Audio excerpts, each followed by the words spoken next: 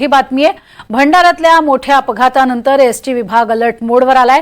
ST विभागाकडनं बस चालकांची मद्य चाचणी सुद्धा होणार आहे। ड्युटीवरती जाण्यापूर्वी चालकांची मद्य चाचणी केली जाणार आहे। भीषण अपघातानंतर आता एसटी विभाग अलर्ट मोडवरती आलाय।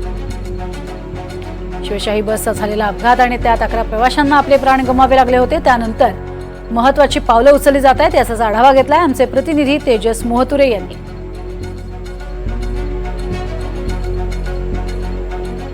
गोंदिया येथे झालेल्या दुर्घटनेनंतर आता महाराष्ट्र राज्य परिवहन महामंडळ खऱ्या अर्थाने ऍक्टिव्ह मोडवर झालं, अलर्ट मोडवर आलेलं आपण बघू शकता की भंडारा जिल्ह्याच्या लगतच्या गोंदियामध्ये 2 दिवसा अगोदर अपघात झाला होता आणि अपघातामध्ये दुर्दैवी निष्पाप 11 लोकांचा बळी गेला होता। त्यानंतर एसटी महामंडळ खऱ्या अर्थानं अलर्ट मोडवर आलेलं आपण बघू शकता की सकाळची वेळ आहे आणि आता यानंतर संपूर्ण बसेस हे रवाना होणार आहे। त्या अगोदर इथे संपूर्ण जे बस चालक आहेत त्यांच्या खऱ्या अर्थानं अल्कोहोल टेस्ट केले जाते। आपण बघू शकता की कर्मचारी आहे या बस चालक आहे आता बस घेऊन जाणार आहे, तो खऱ्या अर्थानं आपण याची चेकिंग खऱ्या अर्थानं आपल्याला करत असताना दिसत आहे।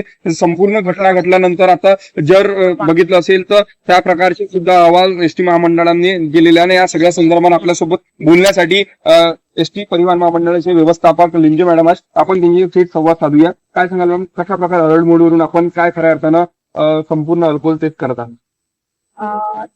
याआधी आता जो अपघात झालेला आहे आणि त्या शिवशाहीचा अपघात झाला नागपूर गोंदिया मार्गावर आणि त्यामध्ये निष्पाप प्रवाशांचा बळी गेलेला आहे। सदर घटना ही अतिशय दुर्दैवी होती आणि आमच्यासाठी ती घटना फार शोकाकुल घटना झालेली आहे।